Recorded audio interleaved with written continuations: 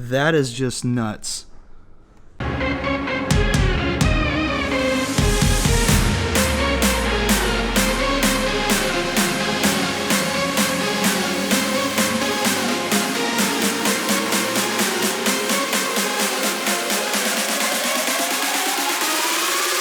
What's up, what's up? I'm Rebuilder Guy, and these are my Hyundai Veloster Ns. One is wrecked, one went swimming in the ocean and got saltwater damage.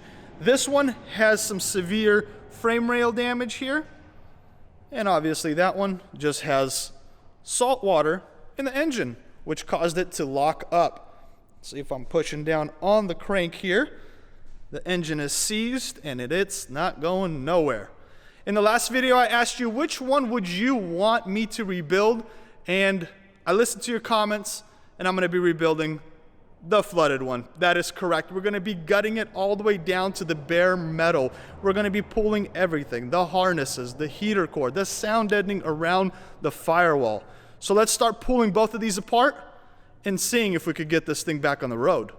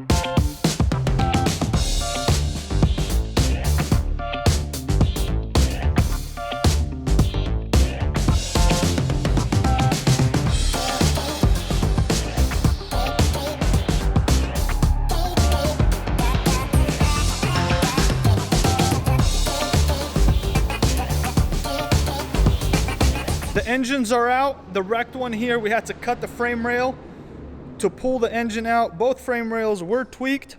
Doesn't look too pretty. The engine is in really good shape except for the alternator. We took some damage here. It's not too terrible. Looks pretty good. The compressor, yeah, it pieced on out of here. Check that out. That thing's destroyed. Axle is shot, but thank goodness for the flood car parts. You know what I'm saying? The next step is we're going to be pulling all of the interior pieces. We're going to be pulling the harnesses, the sound deadening, all that stuff. Here on the flooded engine, we are looking at trying to figure out why it's not spinning. We have rust on the valves. It's not too bad on the cams as well here. As you can see, it's still not turning. We opened up the casing for the timing chain. It looks pretty decent, still can't get it to turn. We're gonna take the exhaust manifold and the intake manifold, try to figure out what's going on there. Worst case scenario, pull the head and call it a day. On these headlights, I'm so happy Hyundai did this. Check this out. We got perfectly good headlights, and it's because of this cap here.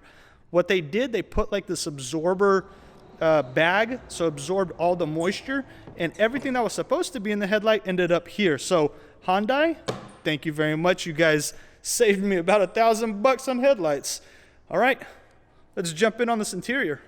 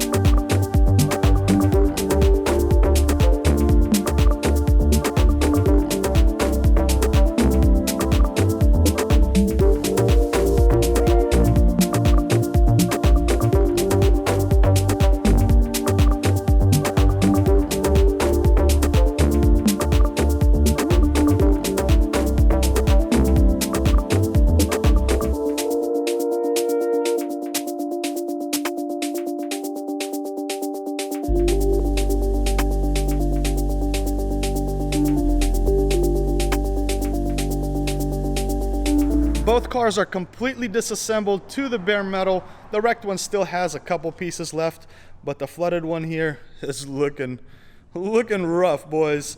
The steering rack we ended up putting on from the wrecked one so we could put it on wheels, push it out, and get it washed up. The wrecked one here is gutted essentially to nothing. We got a couple harnesses that we left so we would know exactly how to put it into the flood one. Look how crazy this looks. That is just nuts. It was flooded all the way up to the roof, so we had to pull the headliner as well. We removed the rear bumper. We still got to take off this hatch because it has a busted rear window.